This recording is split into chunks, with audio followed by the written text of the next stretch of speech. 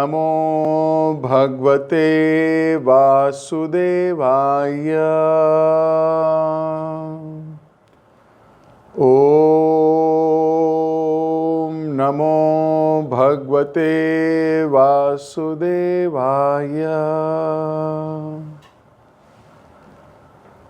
ओम नमो भगवते वासुदेवाय। हरे कृष्ण। आप सभी भक्तों का एक बार बहुत बहुत हार्दिक स्वागत है। हम लोग मिलके पढ़ रहे हैं ग्रंथराज श्रीमद् भागवतम। श्रीमद् भागवतम जब हमारे जीवन में प्रवेश करती है तो हमें बहुत कुछ सिखा जाती है। हमें भगवान से भक्ति करने का आश्रय प्रदान करती है, हमको टॉलरेट करने की शक्ति भी प्रदान करती है।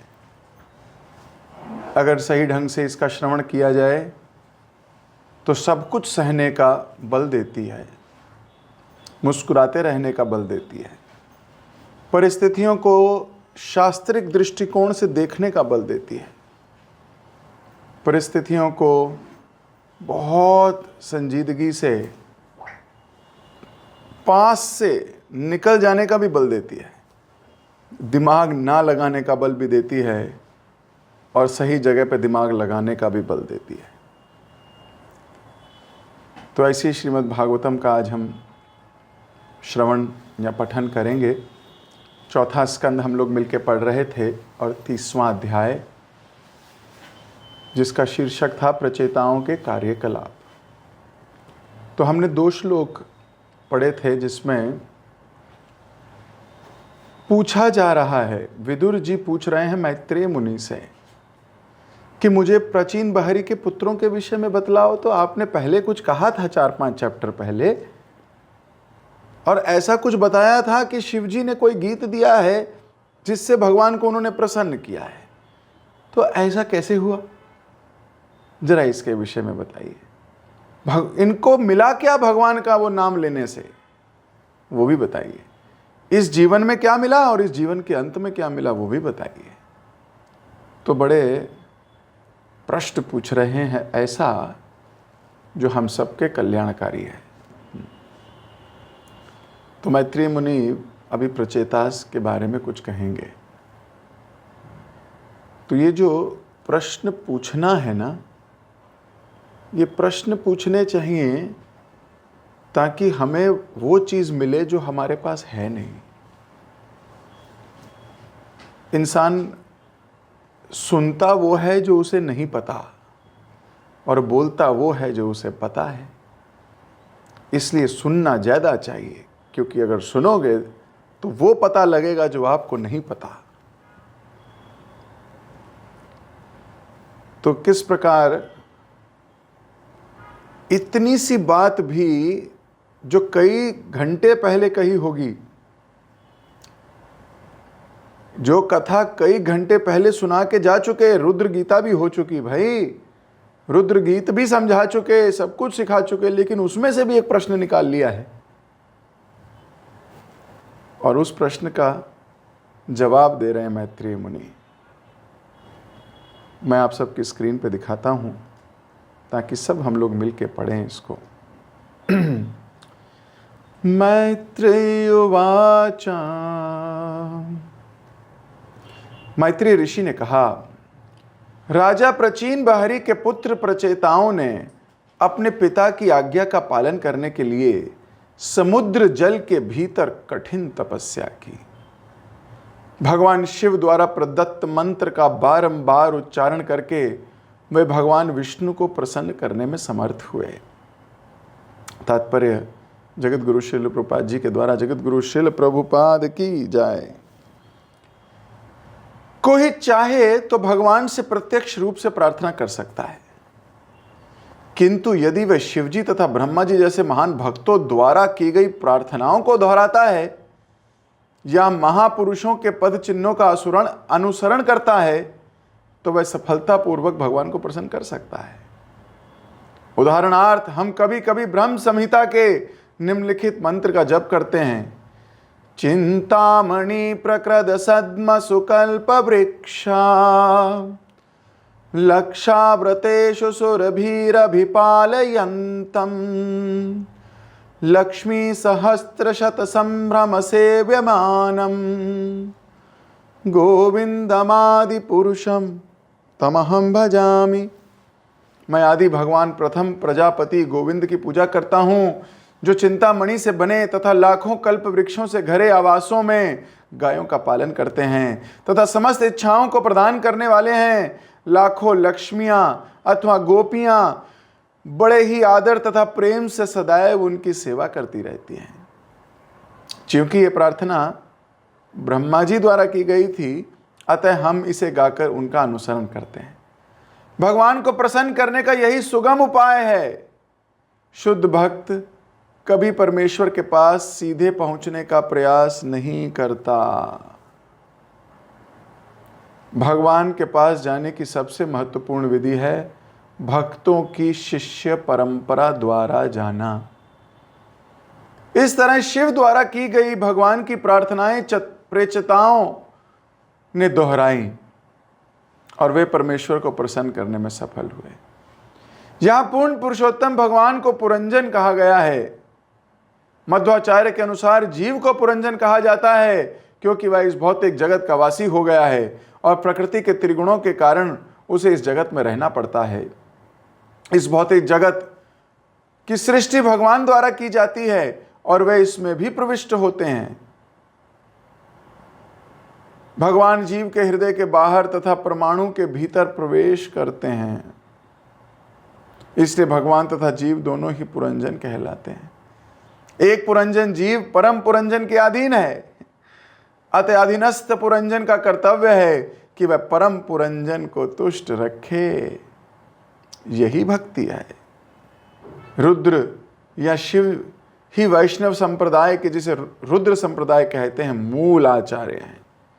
रुद्र गीतेन शब्द सूचित करता है कि रुद्र की शिष्य परंपरा में प्रचेताओं को आध्यात्मिक सफलता प्राप्त हुई। ओम अज्ञानतिमिरान्धस्य ज्ञानाञ्जनशलाकया चक्षुरुन्मीलितं येन तस्मै श्रीगुरुवे नमः। श्रीचैतन्यमनोभीष्टं स्थापितं येन भूतले स्वयं रूप कदा मह्यं ददाति स्वपदान्तिकं। वन्देऽहं श्रीगुरो श्रीयुतपदकमलं श्रीगुरोन् वैष्णवांश्च श्रीरूपं साग्रजातं सहगण रघुनाथान्वितं तं सजीवं सावधैतं सावधूतं परिजनसहितं कृष्णचैतन्यदेवं श्रीराधाकृष्णपादान् सहगण ललिता श्रीविशाखान्वितांश्च। हे कृष्ण करुणा सिंधु दीनबंधु जगतपते गोपेश गोपिका कांता राधा कांता नमोस्तुते। तप्त कांचन गौरांगी राधे वृंदावनेश्वरी वृषभानुसुते देवी प्रणमामि हरिप्रिये। वांछा कल्पतरुभ्यश्च कृपा सिंधुभ्य एव च पतितानां पावनेभ्यो वैष्णवेभ्यो नमो नमः। जय श्री कृष्ण चैतन्य प्रभु नित्यानंद श्री अद्वैत गदाधर श्रीवासादि गौर भक्त वृंद। हरे कृष्ण कृष्ण कृष्ण हरे हरे, हरे राम राम राम हरे हरे। हरे कृष्ण। तो यहाँ पर मैत्रेय मुनि विदुर जी को समझाते हैं, बताते हैं कि जो राजा प्रचीन बहरी के पुत्र थे प्रचेताएं, उन सब ने अपने पिता की आज्ञा का पालन किया। पिता की क्या आज्ञा है? पिता की आज्ञा भक्ति करो।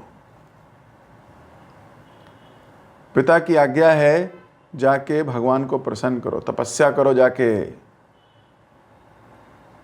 और तपस्या भी कैसी? समुद्र के जल के भीतर। अब पिता ने कहा तपस्या करनी होगी, पिता ने भी की है। अब समुद्र के भीतर जाके करें क्या? मछलियां थोड़ी पकड़नी है। तपस्या करने जानी है। अब तपस्या कैसे करें? तो बताया गया कि भगवान शिव जी ने उनको एक मंत्र दिया था। उस मंत्र के द्वारा उन्होंने भगवान कृष्ण को या विष्णु को प्रसन्न करने में समर्थ हो गए वो। तो प्रभुपाद जी इसके परपट में लिख रहे थे कि चाहे तो हम भगवान से स्वयं प्रार्थना कर सकते हैं, प्रत्यक्ष रूप से भगवान से प्रार्थना कर सकते हैं, परंतु अच्छा ये होगा कि किसी वैष्णव के द्वारा जो प्रार्थना की गई है उसको दोहराया जाए। महापुरुषों के पद चिन्हों का अनुसरण करना। तो प्रभुपाद जी ये भी कह रहे थे कि जिस प्रकार हम ब्रह्म संहिता में पढ़ते हैं, ब्रह्म संहिता ब्रह्मा जी द्वारा गाया हुआ भजन है, गाना है, तो अगर कोई व्यक्ति ब्रह्म संहिता पढ़ता है तो ना तो केवल अपना कल्याण करता है, वास्तव में भगवान प्रसन्न होते हैं। अरे ये तो मेरे भक्त का गाया हुआ भजन है, ये कौन पढ़ रहा है? इसलिए शुद्ध भक्तों के मुख से निकली हुई प्रार्थनाओं को भक्तों को करना चाहिए। इसीलिए हम जब भजन भी गाते हैं तो भजन भी शुद्ध भक्तों के भजन गाते हैं। हम कोई इधर उधर व्यक्ति के भजन नहीं गाते जिसने पैसे देकर भजन लिखे हों या जिसने भजन बनाए हों आप किसी और इंद्र तृप्ति के माध्यम के लिए, शोहरत प्राप्त करने के, भले ही वो कितना ही सुंदर हो। कई बार संसार में लोग भजन बनाते हैं कोई, तो संगीत इतना प्यारा मधुर होता है कि बस जाता है कान में, कई बार आदमी गुनगुनाने लगता है। तो भक्त को क्या करना चाहिए? साइड से निकल जाना चाहिए, सुनने का प्रयास भी नहीं करना चाहिए। आप कहोगे हो ऐसा कैसे प्रभु जी, वो भी तो भगवान का नाम ले रहे हैं,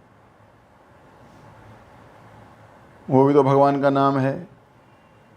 वो कौन सा शाहरुख खान या सलमान खान को प्रसन्न करने का मंत्र है? भाई वो भी भगवान का ही मंत्र है, भगवान का मंत्र गा रहे हैं, भगवान का ये गा रहे हैं। लेकिन कर्मकांडी और शुद्ध भक्ति में बहुत अंतर है। शुद्ध भक्त और कर्मकांडी भक्त, दोनों भक्त एक जैसा कार्य करते हुए प्रतीत हो सकते हैं, लेकिन उन दोनों के पीछे उद्देश्य का अंतर होता है, ऑब्जेक्टिव का अंतर होता है। ऑब्जेक्टिव, आप किस उद्देश्य से वो कार्य कर रहे हो, ये बहुत इंपॉर्टेंट है। कार्य भले ही एक जैसा ही प्रतीत हो, पर आपका ऑब्जेक्टिव क्या है? मान लीजिए आप में से कोई भक्त क्लास सुन रहे हैं, वो क्लास सुन रहे हैं ज्ञान प्राप्त करने के लिए, उनका उद्देश्य ज्ञान प्राप्त करना है। कुछ हो सकता है सुन रहे हो ताकि हमारे को चीजें पता लग जाएं, हम भी चार लोगों को बोलेंगे, हमारी भी प्रशंसा होने लगेगी। ये भी एक ऑब्जेक्टिव हो सकता है। कोई सुन रहे हो कि नहीं हम भी सुनेंगे, तपस्या करेंगे, हमें भी योग शक्तियां प्राप्त हो जाएंगी, ये भी ऑब्जेक्टिव हो सकता है। कोई सुन रहे हो कि हमें इसलिए सुन रहे हैं क्योंकि हमें भक्त बनना है, तो सुन तो सब रहे हैं, लेकिन किस किस ऑब्जेक्टिव से सुन रहे हैं? तो अगर भक्त बनने के ऑब्जेक्टिव से सुनेंगे तो परम कल्याण होने वाला है। So what is the objective? तो जब हम शुद्ध भक्तों का द्वारा गाया हुआ भजन गाते हैं तो उनका ऑब्जेक्टिव प्योर है। बाकी संसारी लोगों के द्वारा गाए गए भजन जो हैं या बातें जो हैं या शास्त्र जो हैं, वो हो सकता है मिलावटी हों। प्रभुपाद जी ने जब इन ग्रंथों की रचना की तो सोचिए किस प्रकार से मेहनत की है। रात रात भर जागकर आपके लिए, मेरे लिए ये ग्रंथ लिखे उन्होंने। 70 साल की आयु में मनुष्य के कोई ऑब्जेक्टिव या बहुत बड़ी बड़ी ख्वाहिशें नहीं रह जाती हैं। 70 वर्ष की आयु में तो वो रिटायर होके थक के बैठना चाहता है। बहुत मेहनत कर ली ज़िंदगी में, अब मैं थोड़ा सुकून चाहता हूँ। व्यक्ति चाहता है थोड़ा आराम हो मिले। प्रभुपाद जी वृंदावन में थे, और क्या चाहिए किसी को अपनी वृद्ध अवस्था में। जीव गोस्वामी द्वारा सेवित विग्रहों की सेवा कर रहे हैं स्वयं। उन्हीं के मंदिर में बैठकर भजन कीर्तन करते हैं।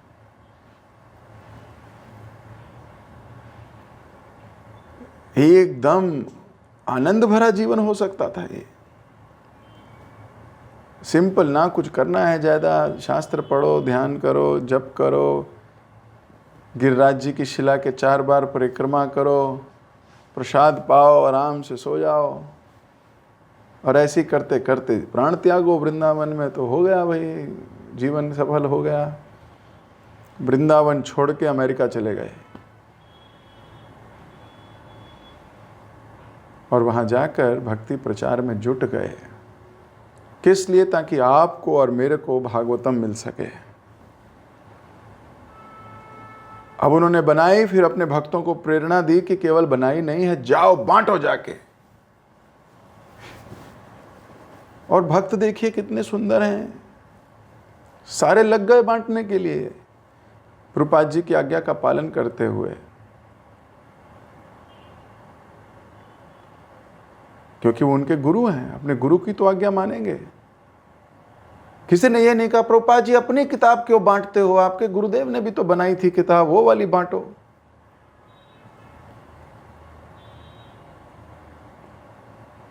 ये गुरु शिष्य परंपरा है। प्रभुपाद जी ने बहुत मेहनत करी है, क्योंकि प्रभुपाद जी जानते हैं कि ये किताबें इन लोगों के लिए हैं। एक बार प्रभुपाद जी अपने गुरु महाराज की किताब पढ़ रहे थे, तो एक शिष्य ने भी वो किताब उठाई और पढ़ने लगे।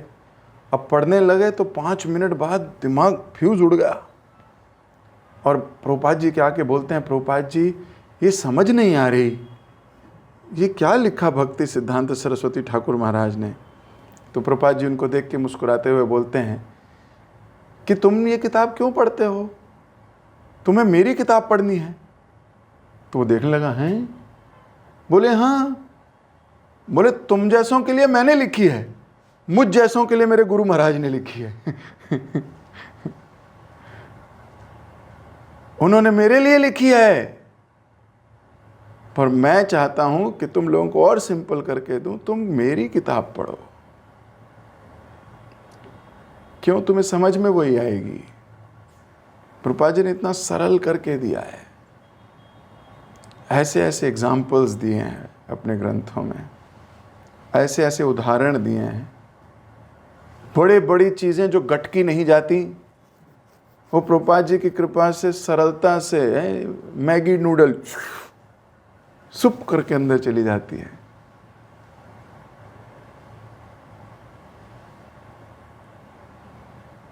तो ये प्रभुपाद जी की कृपा है हम सब के ऊपर। उन्हीं की कृपा से हम पढ़ पा रहे, नहीं तो कभी सोचा था कि आपके हाथ में कभी भागवतम होगी, या कभी जीवन में भागवतम क्लास में बैठोगे? याद कीजिए, अपने बचपन को याद किया था कभी कि ऐसे भागवतम क्लास में बैठ जाएंगे? पॉसिबल नहीं है, भक्तों की कृपा से हुआ है। तो हमें क्या करना है? हमें अपने गुरु की आज्ञा का पालन करना है। यहाँ प्रभुपाद जी लिख रहे हैं, खुद भगवान को प्रार्थना यूं तो हम कर सकते हैं, लेकिन शुद्ध भक्त ऐसा नहीं करते। प्रभुपाद जी लिख रहे थे, शुद्ध भक्त कभी परमेश्वर के पास सीधे पहुंचने का प्रयास नहीं करते। बिल्कुल एग्जैक्ट यही वर्ड पढ़ रहा हूं मैं। अच्छा, तो फिर कौन से भक्त करते हैं भगवान से सीधा? तो आगे शास्त्र आप पढ़ोगे भागवतम में 3 प्रकार के भक्त हैं। एक कनिष्ठ अधिकारी हैं, एक मध्यम अधिकारी हैं, और एक उत्तम अधिकारी हैं। तो जो कनिष्ठ अधिकारी हैं वो लोग सीधा भगवान से, वो कहते हैं मैं और मेरे भगवान, बीच में कोई नहीं चाहिए हमको। तो उनको बताया गया वो न्यूनतम भक्त हैं। अभी कोई नहीं, वो भी बहुतों से तो बेटर हैं। एटलीस्ट भगवान को भगवान मानते तो हैं, थोड़ा बेटर हैं, बाकी संसार से बेटर हैं। लेकिन धीरे धीरे जब भक्त आगे बढ़ता है, तो प्रभुपाद जी लिख रहे हैं यहाँ पे, शुद्ध भक्त कभी परमेश्वर के पास सीधे पहुंचने का प्रयास नहीं करता। और फिर आगे क्या लिख रहे हैं? भगवान के पास जाने की सबसे महत्वपूर्ण विधि है भक्तों की शिष्य परंपरा द्वारा जाना। इसलिए प्रचेताज को जिनसे इंस्ट्रक्शन मिली उन्हीं की तो बात मानेंगे। अब हमें जिनसे इंस्ट्रक्शन मिल रही है हम उनकी बात मानेंगे। बिल्कुल सरल है। अब वो बोले नहीं नहीं शिव जी आपकी बात नहीं, हमें तो कोई नारद जी लाइए। अरे भाई नारद जी हैं नहीं वहां, क्या करें? आएंगे बाद में, भी थोड़ी देर में आएंगे, घबराओ नहीं। यहां बोले नहीं नहीं प्रहलाद को लाओ, प्रहलाद की बात मानेंगे। अरे भाई प्रहलाद नहीं आएगा, अभी जो आया है उसकी माननी होगी। नहीं नहीं मैं नहीं मानता। जाओ जाके पहले उसको लाओ जिसने शिवजी को भक्त बनाया, उसकी बात मानूंगा मैं। ऐसा थोड़ी होता है। ये ना मानने के बहाने हैं, ना मानने के बहाने। कुछ लोग बोलते हैं मैं अपने गुरु को नहीं मानता लेकिन प्रभुपाद जी का मैं बहुत बड़ा भक्त हूं। क्यों? उसे पता है ना गुरु की बात माननी पड़ेगी। प्रभुपाद जी तो कुछ कह नहीं रहे, विग्रह के पास जाके बोलो प्रभुपाद जी आज क्या छोले भटूरे खा लूं प्याज का लच्छा ऊपर से डाल के, तो प्रभुपाद जी क्या बोलेंगे? जान बेटा खा ले। नहीं, प्रभुपाद जी तो विग्रह में हैं, वो तो बता गए ग्रंथों में। लेकिन गुरु के पास जाके पूछेंगे गुरु महाराज क्या मैं आज थोड़ा प्याज खा लूं? वो बोलेंगे प्यार से इधर आजा, प्याज के पुजारी इधर आ। वो फिर थोड़ा उसको प्यार करेंगे थोड़ा। कहने का तात्पर्य है व्यक्ति ना मानने के बहाने ढूंढता है। सो जो व्यक्ति मानता है तो जो उसकी अथॉरिटी है वो उसकी मानता है। वो कहता है अरे भाई यही तो है। प्रचेतास के जीवन में शिव थे, हमारे जीवन में हमारे स्पिरिचुअल मास्टर्स, उनके जीवन में वो स्पिरिचुअल मास्टर है, हमारे जीवन में कोई हमारे स्पिरिचुअल मास्टर है। भेद क्या है? इसी को प्रभुपाद जी बोल रहे हैं, ये है शिष्य परंपरा। ये शिष्य परंपरा है। इस तरह शिवजी द्वारा गाई गई, प्रचेतास द्वारा दोहराई गई। अब जैसी प्रचेतास ने शिवजी की वाणी कहने लगे, शिवजी की बात कहने लगे, स्तुति किसकी है? वैष्णव किसकी स्तुति गाएगा? भगवान की स्तुति गाएगा। तो विष्णु भगवान की स्तुति करने लगे शिवजी, वही स्तुति गाई प्रचेतास ने और भगवान को जल्दी प्रसन्न कर लिया।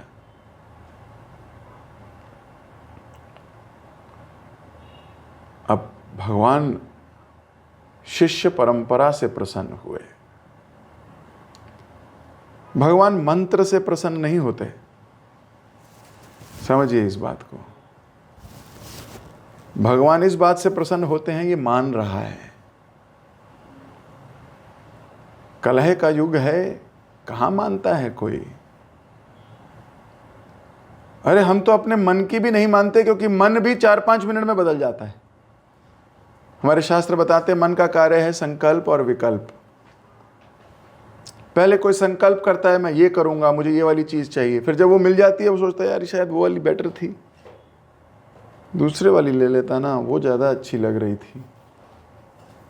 तो क्या करता है? संकल्प करता है और फिर विकल्प ढूंढता है, ऑप्शंस। बताओ, सोच रहा था कि मैं मन की मानता हूं, तो व्यक्ति वास्तव में अपने मन की भी नहीं मान पाता, क्योंकि मन भी चलायमान है, चलायमान है। जब तक आप इसको पकड़ते हो ये और आगे निकल जाता है।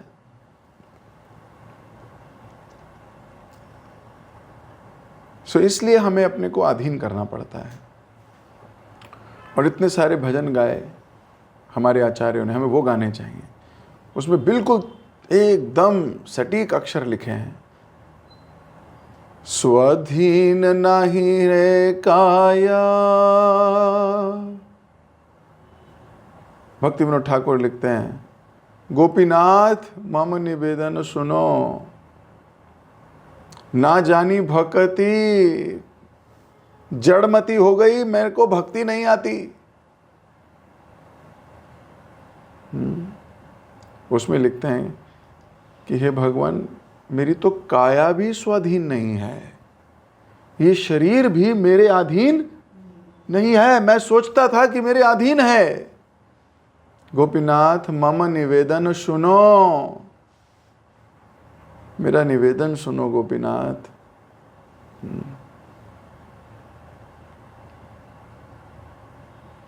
बहुत सुंदर भजन है। सकली तोमार माया, गोपीनाथ सब आपकी माया है। और मुझे इतना पता है, नहीं मम बल ज्ञान सुनिर्मल, स्वाधीन नहीं है काया।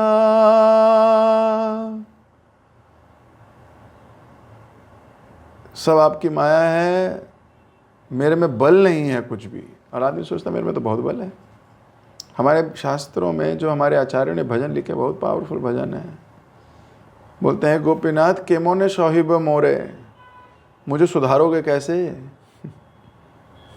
मुझे तो कुछ आता नहीं। ना जानी भक्ति कर्मे जड़मती, ना जानी भक्ति कर्मे जड़मती, पड़िछे संसार घोरे। ऐसे मैं फंस गया संसार में। हमारे आचार्यों ने इतनी डिटेल में वर्णन किया है। असुर सकल पाइलो चरण, सारे असुर ने तो आपको पा लिया गोपीनाथ।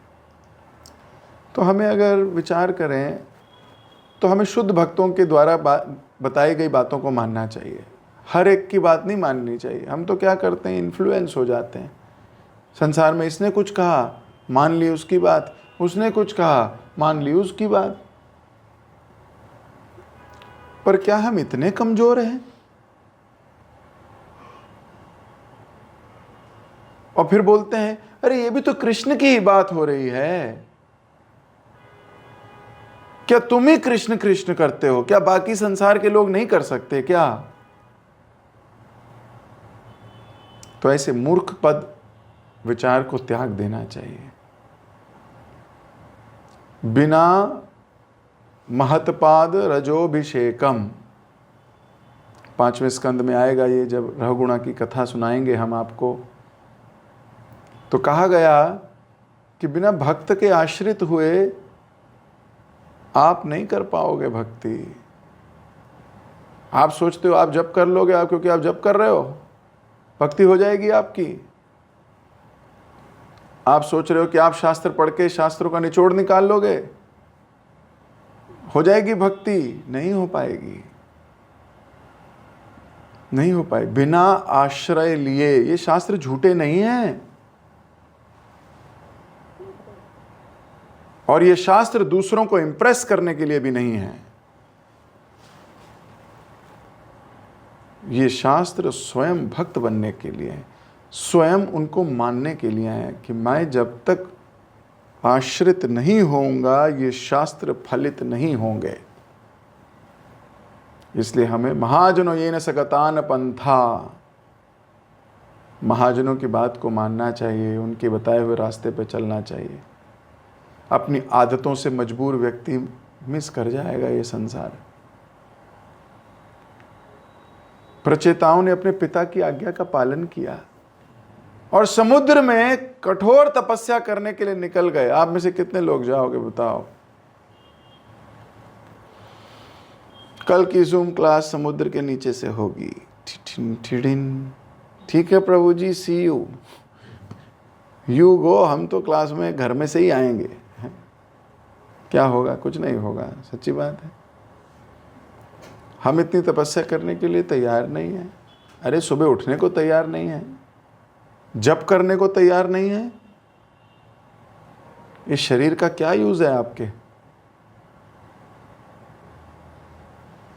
धिक्कार है ऐसे शरीर पर जो भगवान का नाम नहीं ले सकता। तो प्रचेताज इतनी कठोर तपस्या करने लगे। हमें तो हमारे गुरुदेव ने इतनी तपस्याएं करने को कहा ही नहीं। हमारे गुरुदेव की आज्ञा है 16 माला का ध्यान पूर्वक जप करो, 4 नियमों का पालन करो, अपने जीवन को भक्तों के सानिध्य में, भक्तों के आश्रित होकर जीवन बिताओ।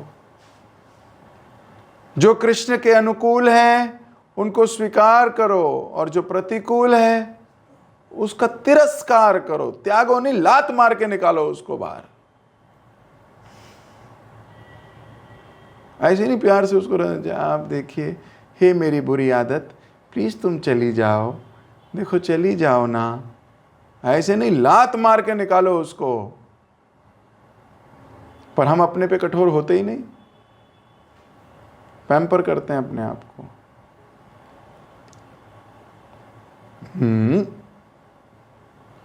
प्रचेतास तपस्या करने को रेडी हैं भाई, समुद्र के नीचे।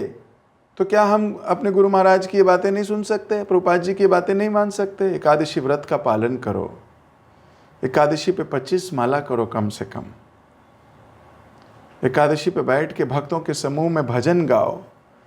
शुद्ध भक्ता चरण रेणु भजनानुकूला।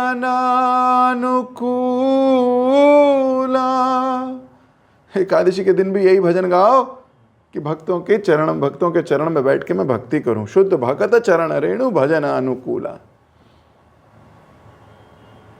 वैष्णव सेवा परम सिद्धि प्रेमलती करमूला। शुद्ध भक्त की सेवा करूंगा, वही भक्ति की जड़ है, वहीं से भक्ति उगेगी। एकादशी के दिन ये भजन गाओ। मतलब क्या भजन गाओ? भक्त की सेवा करूंगा, अधीन रहूंगा, आज्ञा पालन करूंगा। हमारे गुरुदेव ने कहा, प्रभुपाद जी ने कहा, सुबह उठो ऐसे उठो, जप करो, मंगला आरती करो, डीटीज को जगाओ,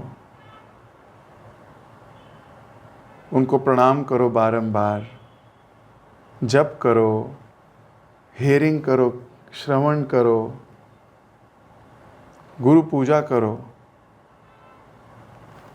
श्री गुरु चरण पद्मा केवल भक्ति सद्मा।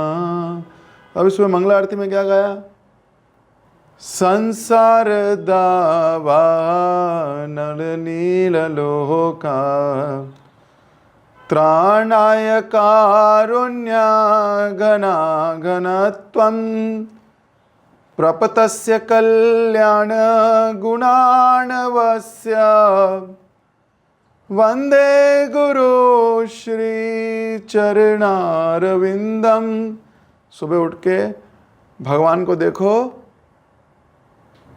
पर गुरु की वंदना करो। वंदे गुरु श्री चरणारविंदम। अरे बोलना चाहिए था वंदे कृष्ण चरणारविंदम, पर बोले नहीं, कृष्ण वंदे नहीं, कृष्ण वंदे जगत गुरु। We are not Krishna devotees, we are guru भक्तास। In the morning, what a great consciousness, right early morning. क्योंकि कृष्ण भक्त तो बहुत सौभाग्यशाली जीव कोई कृष्ण भक्त होगा। कैसे बने? ये तो बहुत लॉफ्टी स्टेटमेंट है। एटलीस्ट कम से कम यहां तो पहुंचे कि वंदे गुरु श्री चरणारविंदम। फिर गुरु पूजा में फिर गुरु पूजा हो, फिर गुरु की आरती, एकादशी में फिर गुरु वंदना है। और यहां प्रचेतास भी वही कर रहे हैं, तपस्या करने को तैयार है। हमारे लिए तो कोई तपस्या थोड़ी, नाचते हैं, गाते हैं, डांस करते हैं, पसीना निकलता है, भूख लगती है, और कोई इसको तपस्या कहेगा? मान लो आप बोलो, मैं जरा गुरु पूजा में तपस्या करने जा रहा हूं। क्या करना है? डांस करना है। ये डांस करना तपस्या है? मजा आ रहा होता है। आप देखिए, है ना, मंदिर में आप देखिए हमारे भक्त कैसे नाच रहे होते हैं, या किसी प्रोग्राम में देखिए कांग्रीगेशन के, क्या कोई देख के उन्हें कहेगा ये तपस्या कर रहे हैं? हमारे गुरु की तो आज्ञा यही है, यही तपस्या है। हम कहते हैं नहीं नहीं, ये नहीं कर पाएंगे हम। अरे अभी यही तपस्याएं हैं। उनके गुरु ने कहा है पानी के बीच में रह जाके तपस्या करो। मान लो ऐसे गुरु मिल जाएं आपको, क्या करोगे भाई?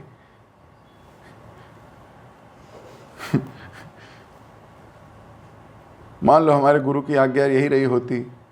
अभी तो हम प्रभुपाद जी का इतना धन्यवाद करते हैं, 64 को 16 कर दिया। यही बहुत बड़ी हमारे लिए वरदान दे दिया। पहले 64 माला पे दीक्षा हुआ करती थी, 64 माला। और ऐसा नहीं है कि एकादशी के दिन 64 माला, एकादशी के दिन 192 भी करते थे लोग।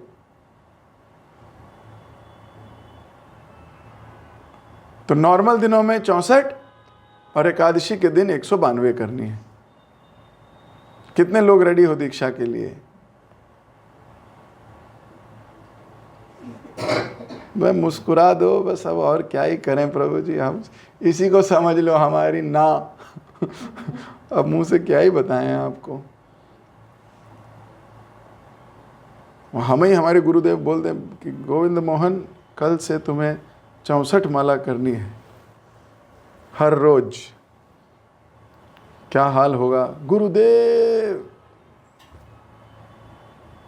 एकदम से घबरा जाएं, कुछ और कर ही नहीं पाओगे। 64 माला का मतलब 8 घंटे, 2 घंटे में 16 होती है। 64 तो और देर लगेगी, क्योंकि स्टार्टिंग में तो स्पीड तेज होती है, धीरे धीरे गला भी थकेगा, नींद भी आएगी, सो जाएंगे, थोड़ी देर में सो जाएंगे। तो 8 मतलब 10 घंटे लगा लो। मान लो 10 घंटे की तो नौकरी नहीं होती, 10 घंटे जप। फिर केवल जप ही थोड़ी है, हेयरिंग भी करनी है। फिर हेयरिंग के बाद रीडिंग भी करनी है। फिर रीडिंग हेयरिंग जपा ही कुछ नहीं है भाई साहब, सेवा भी करनी है। नहीं तो पचाओगे कैसे रीडिंग हेयरिंग को? बिना सेवा के पचेगी ही नहीं आपको, आप संभाल ही नहीं पाओगे भक्ति को। हाई पोटेंशियल चीज को कैसे कंट्रोल करके रखोगे जब तक सेवा नहीं करोगे? अच्छा जी, फिर सेवा कब करेंगे प्रभु जी? 8 घंटे जपा, 2 घंटे रीडिंग, 2 घंटे हेयरिंग, ये 12 घंटे हो गए। उसके बाद 8 घंटे सोएंगे। और फिर प्रभु जी जो चिन्नू मिन्नू पाले हुए हैं, ये जो चिंटू मिंटू, चक्षु अक्षु, सोनू मोनू, सन्नी गोलू, अरे फिर इनका क्या होगा प्रभु जी? गोपी तरुण, अरे वो तुष्टू, हो गया काम। अब लोगे दीक्षा। See you in the next life Prabhu ji. Maybe in the next life we will do something। Prabhupada ji की कितनी कृपा है। 16 में भगवत धाम ले जाऊंगा, प्रभुपाद जी बोले। No 64, no 192, do 16 only and no less। और हमारी 16 में ही हमारा बैंड बजा हुआ है। 16 माला करने में हमारी नानी याद आई हुई है। याद करने थे भगवान, याद आती है नानी।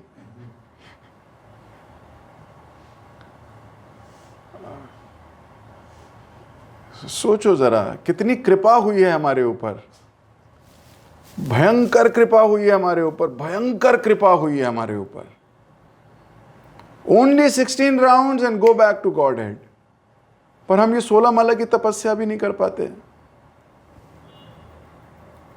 आदतों से मजबूर हैं, आलस से भरे हुए हैं, इंद्र तृप्ति के लिए पूरा पूरा समय है नहीं।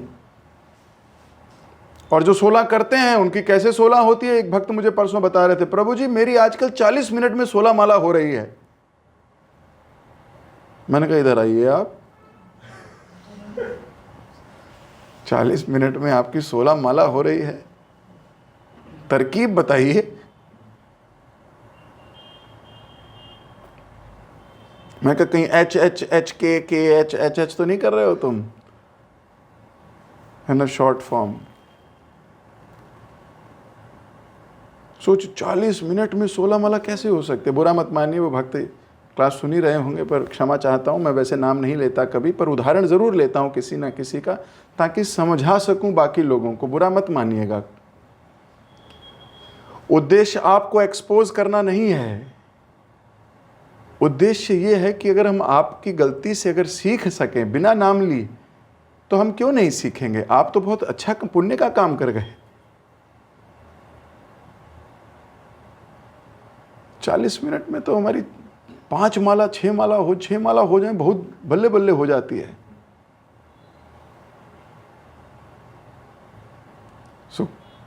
पर प्रभुपाद जी 16 माला का नियम देके गए, 1.5 घंटा तो चलो करोगे ही, पर हम वो भी नहीं निकाल पाते भगवान के लिए।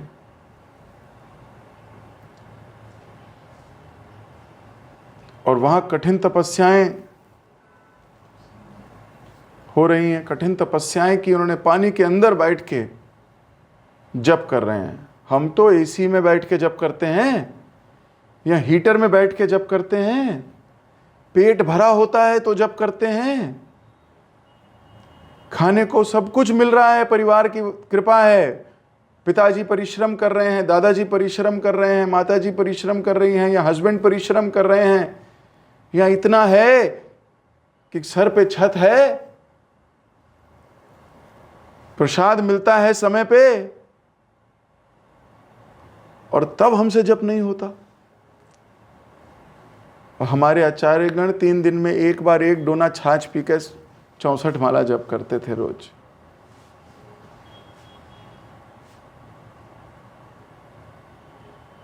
तीन दिन बाद 1 डोना छाछ पीते थे, 1 डोना छाछ।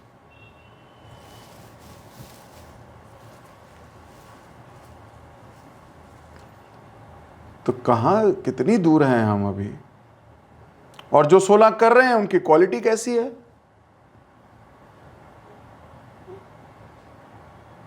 जो 16 कर भी रहे हैं, नंबर पूरा कर रहे हैं, उनकी क्वालिटी कैसी है। आप सुबह सुबह भले ही जप कर लो, पर अगर क्वालिटी अच्छी नहीं है, फटाफट 2 मिनट 3 मिनट में माला खत्म, व्हाट इज द यूज।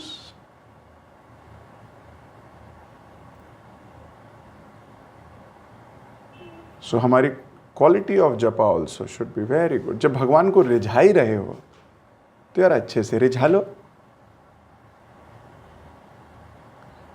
मान लो मां नाराज है थोड़ी, अब मां को मनाना ही है, तो यार मां को प्यार से मना लो, है ना। अरे हमने तो दादी अम्मा मान जाओ टुम टुम, है? हम तो गाने भी गाते थे बचपन में ऐसे म्यूजिक के साथ मनाते थे उनको। अरे तो भगवान ने बताया मैं कैसे मानता हूं यार, प्यार से ही मना लो उनको। ऐसे फराटेदार जपा करे, अरे कृष्ण कृष्ण कृष्ण, अरे अरे राम राम राम राम, अरे अरे अरे कृष्ण अरे कृष्ण। अरे भाई थोड़ा थम जा, थोड़ा प्यार से मना ले भगवान को। अरे वो प्यार से रिझ जाएंगे भाई। और कई तो ऐसे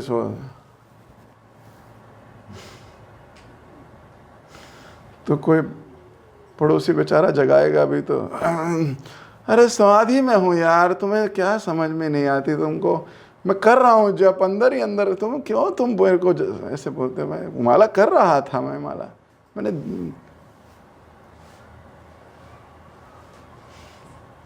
क्या, अरे सुलाओगे क्या भगवान को। रिझाना है। भक्ति में जप करने का अर्थ है हम भगवान को रिझा रहे हैं, उन्हें रो रहे हैं भगवान के लिए कि भगवान आपसे बिछड़ने का बहुत दुख है, हमें बहुत दुख है, हम आपसे दूर हैं, बहुत दुख हो रहा है हमको। रिझाओगे ना उन्हें, फटाफट माला खत्म, फटाफट चलते फिरते बात करते करते, वॉशिंग मशीन में कपड़े डालते हुए, जब आलू पराठे बनते हुए, जब खाना बनाते हुए, जब ड्राइविंग करते हुए, जब तो बता रहे भगवान वैसे तो हम बहुत बिजी हैं, चलो तुम्हें भी थोड़ी जगह दे देते हैं, आ जाओ वॉशिंग मशीन में। वैसे तो हम बहुत बिजी हैं, हमारा मेन काम तो खाना बनाना है, लेकिन तुम्हें भी बुला लेते हैं थोड़ी देर के लिए, आओ। नहीं, ऐसे कार्य नहीं करिएगा। जप मीन्स जप। प्रसाद बनाते हुए गुनगुनाइए, भगवान का नाम लीजिए, माला में काउंट मत कीजिए उसको। कोई कार्य करते हुए माला नहीं करेंगे हम। गुरु महाराज हमारे बोलते थे, galloping horse can not drink water. ये बात है मेरे कान में रोज गूंजती है। सो व्हाइल डूइंग जपा वी शुड डू जपा। हाँ, नींद आ रही है, खड़े हो जाइए, वॉक करिए, भगवान को बताइए, भगवान मैं आपके लिए तपस्या कर रहा हूं, अगर मैं पहले वाला होता तो सो चुका होता, लेकिन मैं अब सोऊंगा नहीं। एक बार प्रभु जी कथा सुना रहे थे, बोल रहे थे मंदिर की बात है, तो भक्त लोग बैठ के सब जप कर रहे हैं, हम भी जप कर रहे हैं, तो थोड़ी देर में आवाज आ रही है, खन छन छन छन छन छन छन छन। तो सब जरूर सोच रहे हैं छन छन की आवाज कहां से आ रही है। तो फिर कोई बात नहीं, जप करते रहे, हरे कृष्ण कृष्ण कृष्ण हरे हरे राम राम राम हरे। उधर बार आ रही छन छन छन छन। तो बोले हमने इधर उधर देखा तो देखा एक भक्त उछल रहा है और उसकी जेब में उसके रूम की चाबियां हैं, वो चाबियां छन छन छन छन कर रही हैं।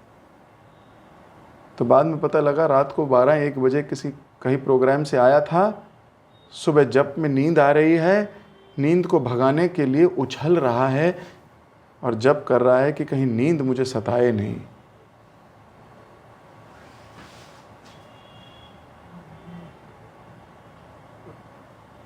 सोचिए क्या इसका जब भगवान को प्रसन्न नहीं करेगा? ही इज सो केयरफुल कि मैं कहीं मेरे को नींद ना आ जाए जब करते वक्त, मैं इस ब्रह्मांड का सबसे इंपॉर्टेंट कार्य कर रहा हूं, कहीं मुझे नींद ना आ जाए तो मैं उछल उछल के जप करूंगा। और जब वो उछल रहा था तो कमरे की चाबियां छन छन कर रही थी।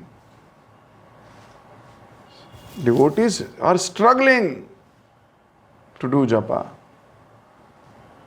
स्ट्रगल करते हैं भक्त। ऐसे ही नहीं बस चुपचाप कर ली ना, वाला खत्म हो गया, अब हो गया मेरा काम। They struggle. तो गुरु द्वारा बताई गई तपस्या को करना चाहिए। अभी तो हमारे गुरुदेव ने बहुत सिंपल कर दिया, प्रभुपाद जी ने। हमें इतनी सिंपल चीज भी बड़ी कॉम्प्लिकेटेड दिखती है। तो विचार करना चाहिए। पहला, मन घड़त चीजें नहीं करनी चाहिए। जो आचार्य लोग कर गए वही करना है हमको। इसीलिए हम उन्हीं की बताए हुए मार्ग पे चलते हैं, क्योंकि वो भगवान को प्रसन्न कर चुके हैं। वो भगवान को प्रसन्न कर चुके हैं, हम भी वही करेंगे तो भगवान हमसे जल्दी प्रसन्न हो जाएंगे। हमें अपना मन घड़त नहीं बनाना है, हमें अपनी अथॉरिटी पे शरणागत रहना है। जिस प्रकार प्रचेताज शिवजी द्वारा बताए हुए मंत्र पे शरणागत है, हम भी इस परंपरा से हमेशा शरणागत रहें, ये रहना है। और शरणागति के बाद जब कोई आज्ञा आए, चाहे वो मंत्र जप की हो, चाहे वो किसी की भी हो, उन आज्ञाओं को उसी प्रकार से फॉलो करने का प्रयास करना है। जगत गुरु श्रील प्रभुपाद की जय। ग्रंथराज श्रीमद् भागवतम की जय। आप सभी भक्तों की जय। हरे कृष्णा। किसी भक्त का कोई प्रश्न, कोई टीका या टिप्पणी?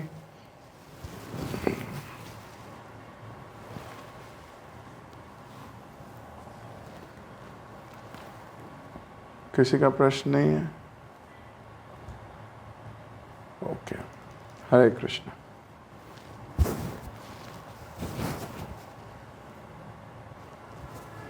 हरे कृष्ण प्रभु जी, प्रणाम। Thank you so much prabhu ji for such a wonderful class. And आज की क्लास का एक पॉइंट था जिसमें मैं बहुत अटक गया हूँ, वो मुझे भक्ति की शुरुआत की जर्नी, जब से आपके साथ साथ उस वहाँ तक की भी बातें याद दिलाई। बहुत अच्छा पॉइंट बोला प्रभु जी, आज के श्लोक में भी प्रभुपाद जी बता रहे हैं कि हमारे लिए बेस्ट चीज वही है कि जो शुद्ध वैष्णवों ने भगवान की स्तुतियां करी हैं, हम वो भी भगवान को अर्पण करें, क्योंकि भगवान को वो ही स्तुतियां प्रसन्न और ज्यादा पसंद है जो उनके भक्तों ने लिखी हैं। एंड प्रभु जी, मुझे याद आ गया कि जब मैं सबसे पहली बार आपके साथ वृंदावन यात्रा पे गया था, तो हम राधा गोकुलानंद मंदिर में समाधि एरिया में बैठे थे। तो आपने वहां बैठ के राधा कृष्ण प्राण मोर भजन करा था। तो प्रश्न था कि क्यों हम अपने आचार्यों के बंगाली भजन सीखना है। तो आपने तब मुझे एक बहुत अच्छी चीज बताई थी, और वो अब तक मेरे कॉन्शियसनेस से इम्प्रिंटेड है। आपने बोला था कि जब हम अपने आचार्य द्वारा लिखे गए भजन गाएंगे, वहीं पर नरोत्तम दास ठाकुर की समाधि भी है, तुम ऐसे भजन गाएंगे जो भगवान के शुद्ध भक्तों ने लिखे, तो कृष्ण खुद आते हैं सुन के कि ये तो मेरे नरोत्तम मुझे मेरे लिए गाता था, मुझे रिझाने के लिए गाता था। तो कौन है जो इसको गा रहा है? और जब भगवान आके देखेंगे तो उनकी दृष्टि हम पे भी पड़ती है कि ये मेरे नरोत्तम द्वारा लिखे गए भजन गा रहे हैं, भक्तिनाथ ठाकुर द्वारा लिखे गए भजन गा रहे हैं, तो मैं इनके ऊपर अपनी कृपा करता हूँ। तो मुझे पुरानी बात याद आ गई आज की क्लास से। एंड प्रभु जी, एक और चीज है कि भगवान को शास्त्रों में हमारे आचार्य सब उत्तम श्लोक के नाम से संबोधित करते हैं। वो भगवान जिनकी स्तुति उत्तम श्लोकों से करी जाती है, जिसमें कोई कंटेमिनेशन ना हो। तो कंटेमिनेशन का मतलब आप समझाते हैं कि सत्व रज तमो तीनों गुण के अधीन नहीं होनी चाहिए वो चीज, उनसे ऊपर होनी चाहिए। तो ऐसी स्तुतियां भी केवल वो ही भक्त लिख सकते हैं जो इन तीनों गुणों से ऊपर है, जो भगवान की शुद्ध प्रेम और भक्ति में लगे हैं। तो इसीलिए एक और पॉइंट है कि हमें केवल इन्हीं भक्तों के भजन, इन्हीं भक्तों की स्तुतियां भगवान को अर्पण करनी है, इधर उधर से सुन के और कोई स्तुति भगवान को अर्पण नहीं करनी है। तो मुझे it's a very big lesson for me कि मैं क्यों ऐसे लोगों की भगवत चर्चा या ऐसे लोगों के भजन सुनूं जो भौतिक कलमश से स्पर्श भी, अगर 1% भी स्पर्श है तो मेरी कॉन्शियसनेस उससे बिगड़ेगी। एंड प्रभु जी, आपने एक और चीज सिखाई है कि भक्ति में शब्द उतने मैटर नहीं करते जितना भाव मैटर करता है उन शब्दों के पीछे, क्योंकि भाव ट्रांसफर होता है श्रोता और वक्ता के बीच में। तो भाव देखना बहुत जरूरी है। जो लोग शुद्ध नहीं है उनका तो भाव भौतिक ही होगा, और यदि हम उनके द्वारा करी गई स्तुतियां, फिर उनके द्वारा गाए गए भजन सुनेंगे भी, तो भाव हमारे अंदर ट्रांसफर होगा। और क्या पता सहीजे भाव डाल दे या फिर मायावाद डाल दे, बहुत डेंजरस है बाहर से कहीं भी सुनना। हमारे आचार्यों के लिए हमें भजन सुनने चाहिए। एंड प्रभु जी, जो आपने एक पॉइंट मेंशन करा कि शिष्य परंपरा से ही भगवान प्रसन्न होता है, मंत्र से नहीं। तो एक भजन ही हमारा आचार्य का जो बहुत फ्रिक्वेंटली आजकल गा रहे हैं कि श्री रूप मंजरी पता सही व्रत सही तप सही मोरा मंत्र जपा। तो यहाँ पे तो नरोत्तम दास ठाकुर बोल रहे हैं कि मंत्र जप उनका वही है जो गुरु शिष्य परंपरा में मिला है। अगर गुरु बोल दे कि ये मंत्र नहीं, ये मंत्र करना है, तो उसको उस पर फेथ है। तो शिष्य गुरु शिष्य परंपरा पर हमें फेथ रखना है, ना कि किसी और प्रोसेस पे। यही मेन कोर प्रिंसिपल है हमारे परंपरा का। एंड परंपरा के बाहर तो बिल्कुल भी नहीं सुनना। भगवान भगवद गीता में ये बोलता है कि जो महाजनों ने करा है उसी रास्ते पे चलना है, उन्हीं के शब्दों को दोबारा से दोहराना है, उन्हीं को बोलना है। एंड प्रभु जी, एक और बहुत स्ट्रॉन्ग पॉइंट आपने कुछ समय पहले एक क्लास में बोला था, शायद आप किसी आचार्य कोट कर रहे थे, श्रील जीव गोस्वामी को आई गेस। तो आपने बोला था कि जीव गोस्वामी बोलते हैं कि यदि कोई भक्त ऐसे व्यक्ति के मुख से हरिनाम कीर्तन, हरे कृष्ण महामंत्र भी सुनता है जो भौतिकता में लिप्त है, तो उसकी भक्ति नष्ट हो जाएगी। भक्ति नष्ट। हमें बहुत बच के रहना चाहिए, हमें महामंत्र और कीर्तन भी नहीं सुनना ऐसे व्यक्ति के मुख से जो भक्त नहीं। तो जब इतने इंपॉर्टेंट पॉइंट्स हमारे आचरण में हमें दिए हुए हैं, और आज के श्लोक में भी आपने आज क्लास में यही वर्णन करा, हमें इस चीज का बहुत ध्यान रखना कि जो हमारे आचार्यों ने, महाजनों ने स्तुतियां करी हैं, भजन गाए हैं, केवल उन्हीं को रिपीट करना है, इधर उधर से सुनकर और कुछ हमें नहीं करना। प्रभु जी, भजन की बात देखी जाए तो इतने सारे भजन हैं, अगर वैरायटी पे देखी जाए, यदि कोई ये भी बोले कि वैरायटी नहीं है, मोनोटोनस हो जाता है, तो हमारी परंपरा में, गौड़िया संप्रदाय में तो इतनी वैरायटी है। गुरु भक्ति हो, गौर भक्ति हो, कृष्ण भक्ति हो, सबके लिए भजन है। वृंदा देवी के लिए भजन है, स्तुतियां हैं, वृंदावन धाम के लिए भजन है, गोवर्धन के लिए भजन लिखा हमारा आचार्य ने। एंड इवन भगवान कौन से पहर में कौन सी लीला कर रहा है, जैसा आपने बताया सुबह का समय हो तो ध्रुवाष्टकम गाते हैं, विभावरी शेषा गाते हैं, उड़िलो अरुण गाते हैं मायापुर के भाव में। फिर उसके बाद गुरु पूजा में गुरु भक्ति के लिए भजन गाते हैं। दोपहर का समय होता है भगवान के लिए भोग आरती का भजन गाया जाता है, भजन भगत वत्सला। शाम होती है गौर आरती गाते हैं, युगल आरती गाते हैं, यशोमती नंदन गाते हैं। And variety he variety. Even भक्ति में कोई भक्त किस स्तर पे है उसके लिए अलग अलग भजन लिखे हमारे आचार्य ने। यदि कोई व्यक्ति शरणागति सीखना चाहता है तो भक्तिनाथ ठाकुर ने शरणागति के 6 अंगों पे अलग अलग भजन लिखा है। तो भरपूर मात्रा में है, we just have to explore this hidden treasure.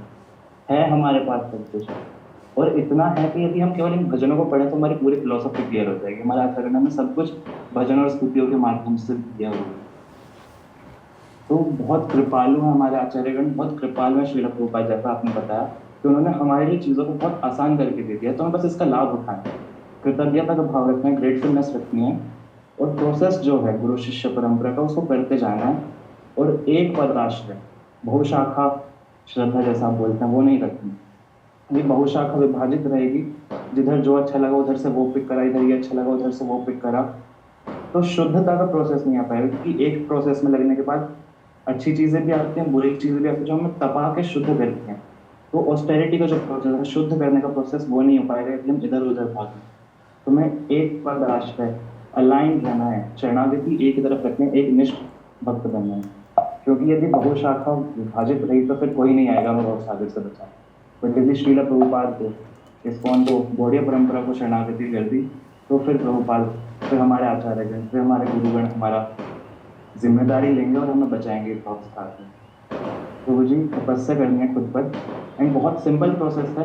Complex mind है मेरा, तो अपने माइंड की वजह से प्रोसेस को कॉम्प्लेक्स नहीं देखना, प्रोसेस इज वेरी सिंपल। उस सिंपल प्रोसेस को सिंप्लिसिटी के साथ फॉलो करना है, अप्लाई करना है, और सक्सेस प्राप्त करनी है इसके लिए। बहुत अच्छा पॉइंट तो गुरु जी आते हैं कि हमें अपनी परंपरा के जो भजन है केवल उन्हीं को रिपीट करना है, बार बार रिपीट करना है, उन्हीं को गाना है, इधर उधर से कुछ भी नहीं सुनना। इधर उधर से सुनेंगे तो कॉन्शियसनेस में सहीजे भाव भी आ सकता है, मायावाद भी आ सकता है, बुरी चीजें आ सकती है जो हमारी भक्ति को नष्ट कर देती है। So much for such a wonderful class Prabhu ji, बहुत अच्छी क्लास थी। हम सब प्रभु जी को धन्यवाद करेंगे एक बार हरे कृष्ण बोलकर। हरे कृष्णा कृष्ण कृष्ण हरे हरे, हरे राम राम राम। आपका बहुत बहुत धन्यवाद इतना टाइम श्रवण। हरे कृष्ण, बहुत बहुत धन्यवाद आपका।